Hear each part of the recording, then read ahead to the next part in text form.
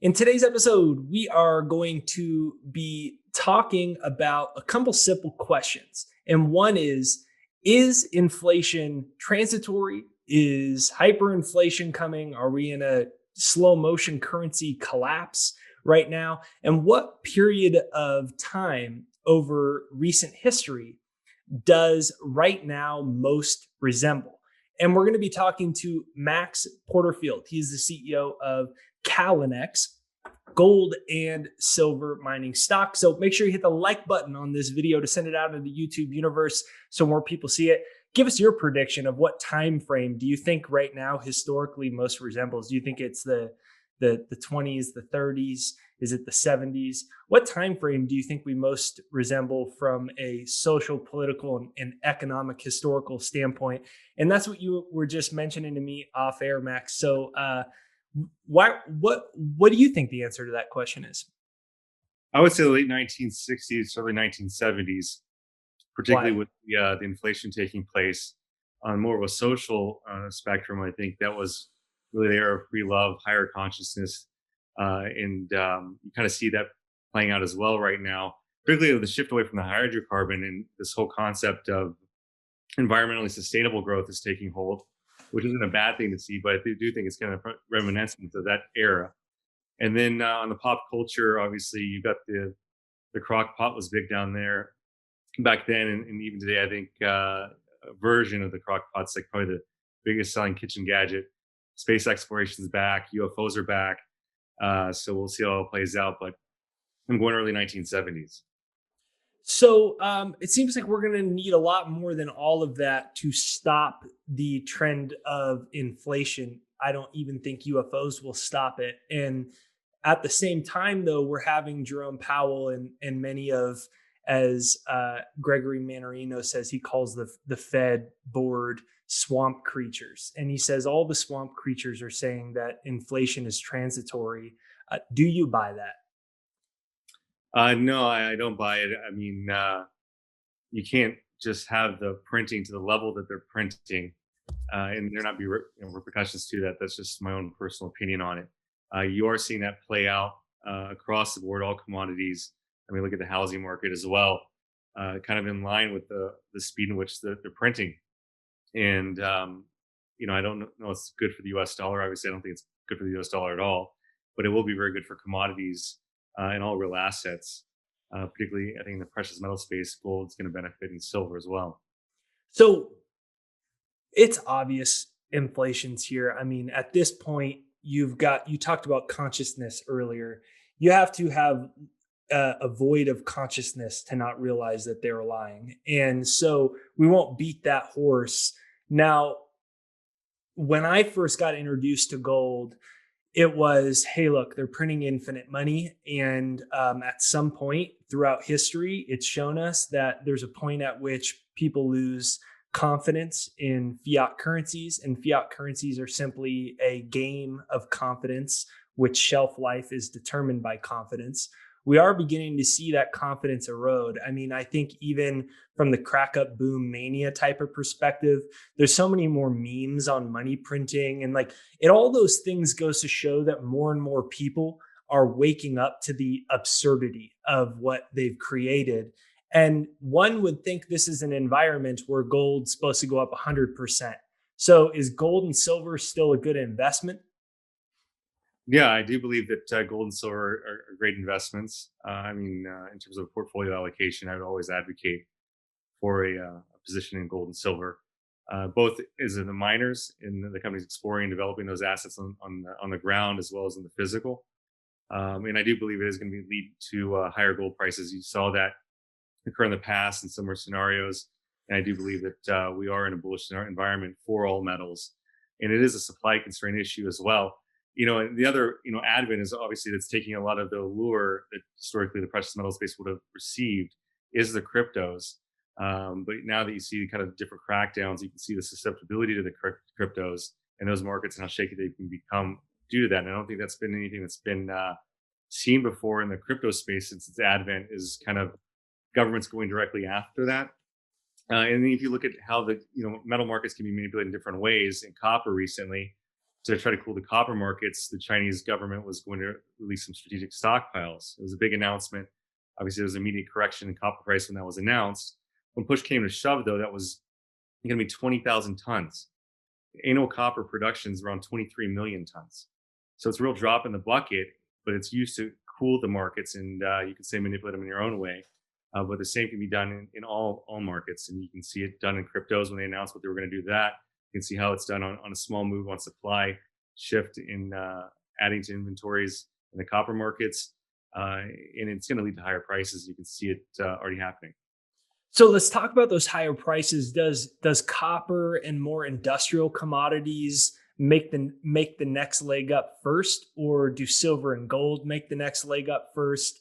If we flash back to March 2020 or so, gold and silver in a lot of respects really moved before a lot of the copper moved with it. But how do you expect it playing out? Do we get the more industrial infrastructure spending type of commodities that continue the next leg through 2021, or what? Well, I mean, I think each commodity needs to be viewed at individually. Everything has its own demands environment. Obviously, what's going on is you have government policy as a precursor to change.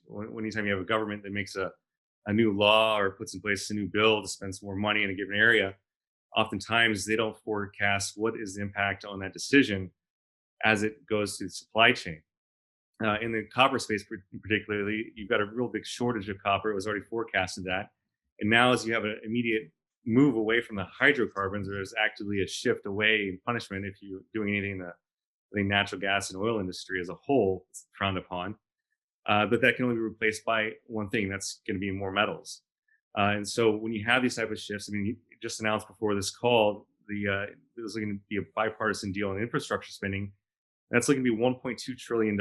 Now, a big chunk of that's going to be in terms of human infrastructure, which is a whole different scenario in terms of free tuition and what have you. But a lot of that's going to be upgrading a lot of the roads, bridges. You're going to have to, as you want to shift away from the just gasoline and the hydrocarbon, you're going to have to implement big infrastructure in terms of charging stations throughout the country. All have very similar to the 1950s and 60s, that infrastructure period where you had big infrastructure spending that led to higher commodity prices. So that's why I like copper in the short term is, again, you have them cooling the market, which is healthy, I think, in terms of the move that copper's had. The long term, I like where copper's heading. I think it is a longer term buying opportunity. And then in the silver space, silver historically outperforms gold 2 times to 1. So I would like that in terms of a kind of more of a leverage play in the precious metal space. And there is supply constraints really across the board. So that's why I like those different spots. I'm in back-to-back interviews today. So I just hung up with my last one before our call. And so I caught what you said. You said they actually just passed the infrastructure this morning. Just right now, it looks like a bipartisan deal in the Senate has been reached. And so I think it's going to be something that can eventually be passed. So it hasn't been passed yet. But up until now, it's been pretty much concerned about being stonewall one way or another. So again, that's a lot of spending, 1.2 trillion. And that just kind of adds to it. I mean, I think every time I do a new interview with someone else, there's been more spent. But yeah, in this kind of scenario where you have a big infrastructure plan, it is going to lead to long-term job creation, which I think is a good thing. And that's going to also lead to even more pressure and opportunity on the supply chain for the metals. I mean, just also recently announced was that BHP, the world's largest mining company, is moving its global head of base metals exploration office to Toronto, Canada, from Singapore. So I think that's also indicative. They're looking to double their exploration budgets, and readily admitted in a lot of ways that that's been an area that they haven't focused on as much as needed. When you have a big lack of underinvestment into exploration for these metals, it's going to lead to big supply constraints, particularly when you have new demand coming online that's really kind of forced upon it with these different policies. So why haven't we had that gold and silver FOMO, or that gold and silver mining stock FOMO? I mean, we really had an incredible move in 2020. I think silver went up 140% in 5 months. Obviously, many of the stocks went ballistic in a very short period of time. And then there's been, quite a leveling off. where it seems like every macro trend would favor it. And so I think people are wondering, why hasn't that gold, silver, mining stock FOMO continued? Well, I think that there's the market seems very, very short term right now. Everyone's looking for the next move in an individual stock. I think this euphoria around individual equities like AMC, for example, is a more recent one. And this whole concept is ultimately going to, I think, long term detrimental to the market, as well as the advent of the cryptocurrencies. And I think cryptocurrencies are showing the vulnerability right now with a lot of this talk from these different policymakers around the world and their views on the crypto markets.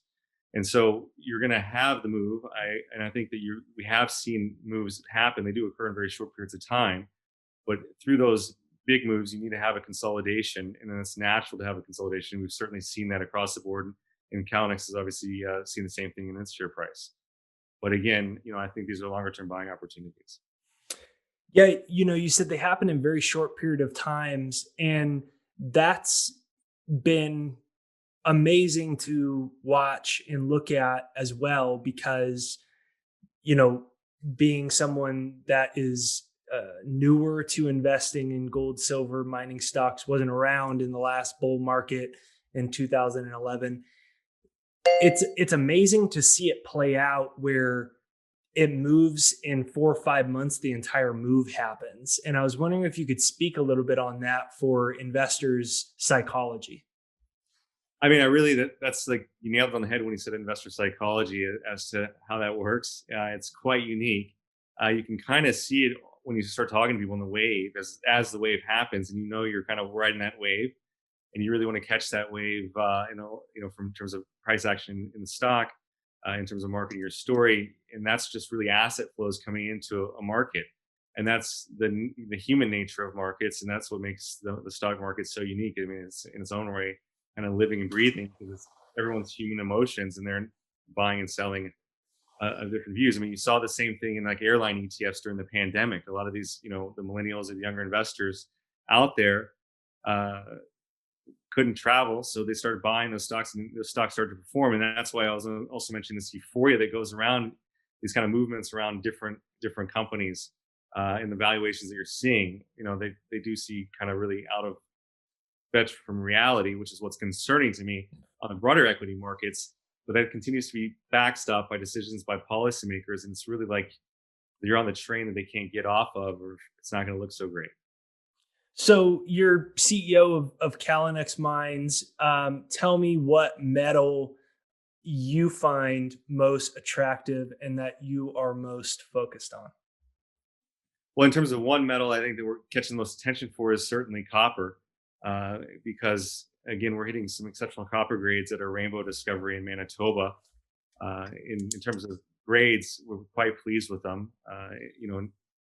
On a global perspective, the global average grade for a mine for copper is 0.5%. That's the average mine grade. So again, that's going to be brought down by these very large open pit operations, predominantly in Latin America, where a lot of the copper is produced. And those again are very large, low grade deposits, and you're going to have to move a lot of materials. So again, as you shift away from environmental sustainability, that's going to be energy intensity. And so again, you got to look at energy intensity and how are you producing the energy as well. So what we're hitting with Rainbow though is, some of the grades. I mean, the headline number for our last news release was just under 5 meters of just under 15% copper. To give you a perspective, I mean, that's very high grade copper, and you can't see that and find that in many places around the world. The highest grade copper mines around 4% copper across the entire deposit in the operation, and those are predominantly in Central Africa. So to be hitting high grade copper mineralization in Canada in a tier 1 jurisdiction and adjacent to a hydroelectric power line is really an exciting story. And it's a new discovery we made last August that we're expanding upon right now. And again, this is on the backdrop of copper prices hitting all-time highs with all this government policy and shift away from the hydrocarbon and move into electric vehicles, which is going to be predominantly dependent on copper. Is going to be a big winner from all that. Can you give me the copper investment outlook? If you guys have grades like that, we've discussed your company on the channel before. You talked about the rainbow deposit. Mhm. Now it seems like copper stocks have been, they've done really well since March 2020. Obviously, some corrections and things along the way, but that seems like a fantastic opportunity. The cost of copper is going up a lot. It seems like, there's been a lot of discussion about infrastructure, right? And will this be passed? Will it won't be passed? And I think it's very short-sighted thinking, because I think there's going to be a point where the money printing is just going to turn into iteration after iteration after iteration of infrastructure bill, whether that's every quarter or whether that's every 6 months. And that's basically how they're going to attempt to, massage and manipulate and control the economy moving forward, which you would think would be, very bullish for copper. So give us, as an investor and then also as a mining executive, why copper? What's the macro investment? What's the most compelling things to you? Why do you want to focus on solving that market niche? Well, I mean, again, it's a mine supply problem when you have a big shift in consumption. And again, as we talked about earlier in the conversation, is when policy is made uh, by policymakers, oftentimes they don't look all the way down in terms of what is the ramification of that change, and that's a real opportunity, and that's where we're hitting the high grades. Is that again, you're having a big shift away from hydrocarbons because it is a pollutant, and there's more and more of a focus on making sure that when you're going to fill that void or replace it, substitute that is also a clean opportunity as well. Because if you're going to replace oil with a battery, then you need to go and actually find the metals to mine that. And you've got to then produce that, and that's an energy intensive operation. And so the highest grade deposits, I believe, are going to ultimately trade at a premium because again, they're going to be the cleanest operations because you're going to be processing less material and it's less energy intensity. And then in terms of Flin Flon, Manitoba, and why we really like where we're jurisdictionally located is because the deposits there have historically been very, very high grade, and there's a hydroelectric power line. So it's clean, low cost power. And so in our business opportunity, it really, again, you'd have the cleanest copper in the world. And you've had a lack of investment into exploration. If you look at the past decade, when you have copper prices around 250, that's going to lead to a lack of investment in exploration for new discoveries.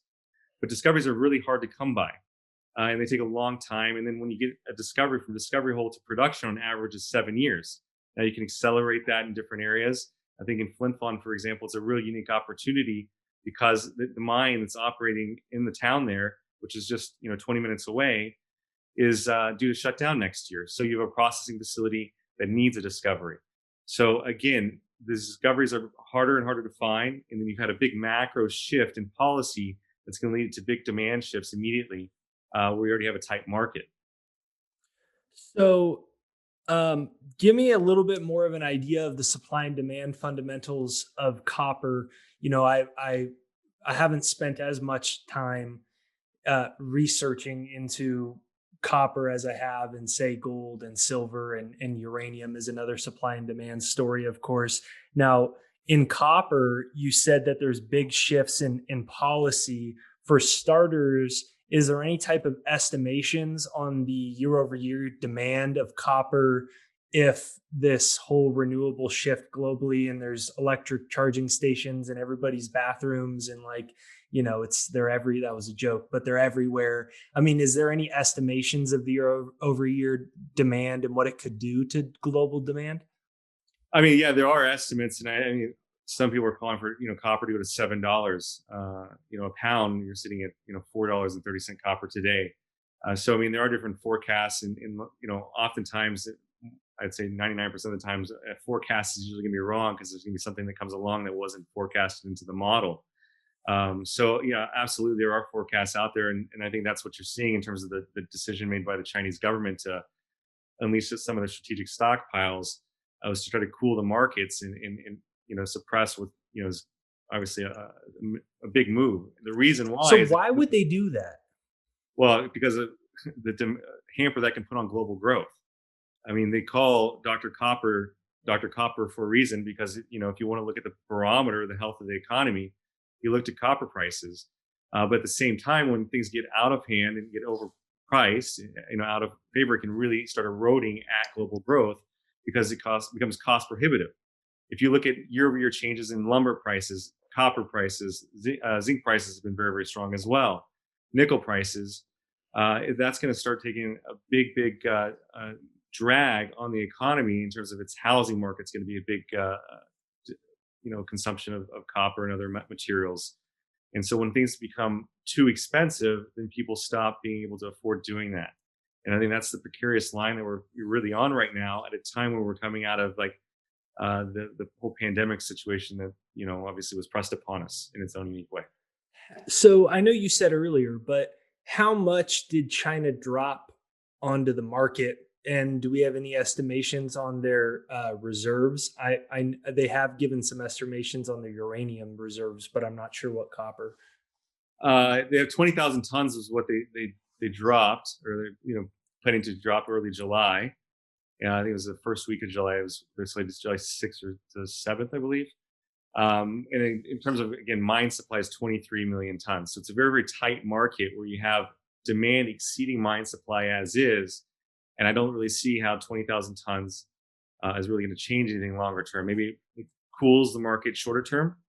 But again, the Chinese are very, very sophisticated. They're very smart. And they do make the decisions based upon what's in their best interest. And I can understand why you want to cool a market like the copper market when it's so critical, because the base metals are called base metals because they're really the building blocks of the global economy. I think they're too smart to drop too much more onto it, though. I mean, they've been the country that's been seemingly storing all strategic commodities. I can't imagine they would want to get involved on a level in which they're really pushing a lot. So I was just curious with regards to your thought with that. So give us an update on your copper discoveries. Where you at over the last 12 months? What's the goals moving forward? Yeah, so we're about to be 1 year in August from when we actually made the discovery of the Rainbow deposit in the field. Since that time, we've got a number of drill holes into that. We've outlined the deposit starting now at a vertical depth of 300 meters all the way down to 900 meters vertical depth. And are continuing to do step out drilling both vertically above and below that. It's open in both directions as we drill out the deposit. So we're very, very excited about where we are with the Rainbow discovery. We'll also be testing additional targets that we're generating along the trend because these deposits do occur in clusters, and we're on a trend that hasn't previously been appreciated or really kind of understood where it was in geologic formation there up until now. And so that really opens that kind of whole entire corridor for discoveries, similar to what we have in New Brunswick. In New Brunswick, we have the Nash Creek deposit, which is actually a zinc lead deposit that we published a maiden PEA on in 2018. And then early last year, we announced silver discoveries out there that were near surface, and we intersected those 6.8 kilometers apart on a main controlling fault there. And we'll be kicking up exploration there in early July as our plans to have a drilling campaign that'll be focused on really testing that entire trend between the two silver discoveries, because our exploration thesis would be that the trend is mineralized, and so we're testing to see how mineralized that is. And then from there, obviously, we'd like to see that be successful and lead to a follow-up drilling campaign to start building a resource rich in silver in New Brunswick.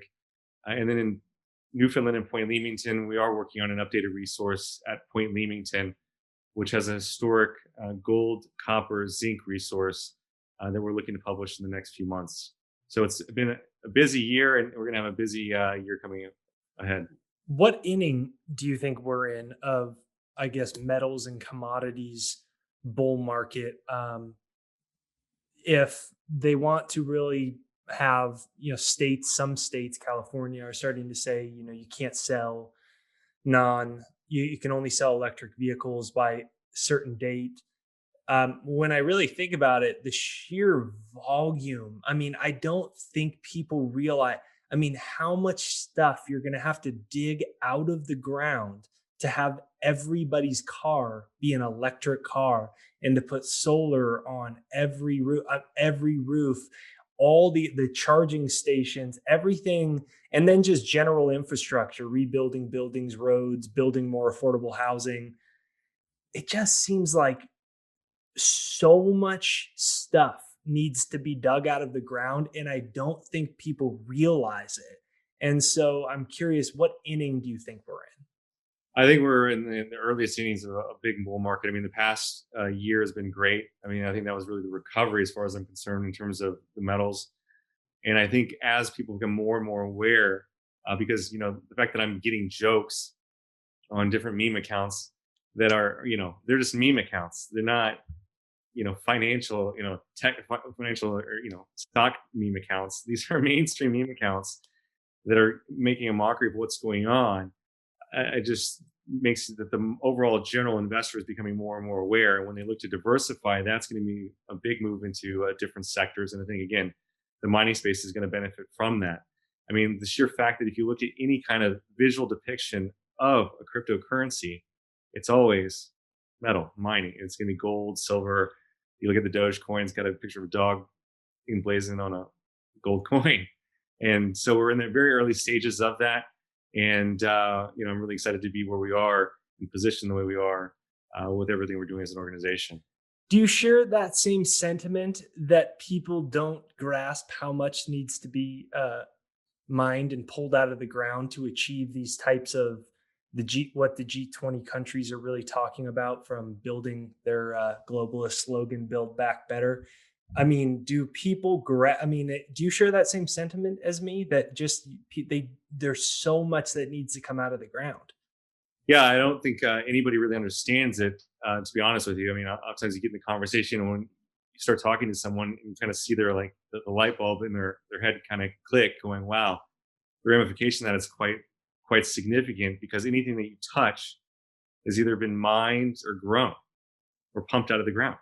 I mean, that's truly everything that you touch is come from a mining operation, someone planting a seed and growing it and then harvesting that, or pumping oil out of the ground or natural gas. So it's a big endeavor. It's a lot of energy, a lot of work that's done by really passionate people to serve a very necessary role. But at the same time, when you look at the butterfly effect, as they call it, or when you have a small instance, it can have a huge impact on the world and not really be understood, from the smallest thing as allegedly a bad in Wuhan, and how the impact that's had all around the world, to a decision that we need to shift away from the hydrocarbon as a whole, and let's do that by a certain date. Those have really big impacts, and when those things are done, they're not either done by a consciousness, someone consciously doing something, or when they are consciously done by a decision, the person making that decision may not really understand the volume of what they're asking to be done by a certain period.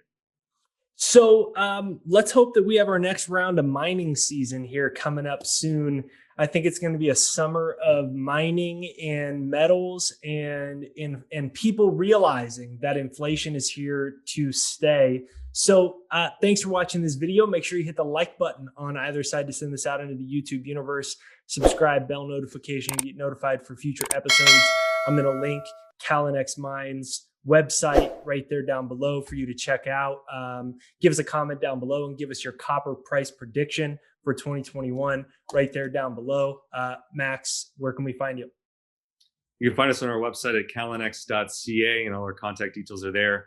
And if you'd like to become a shareholder of the company, we do trade on the OTCQB in the United States under the ticker CLLXF, and then in Toronto Venture Exchange in Canada under the ticker CNX.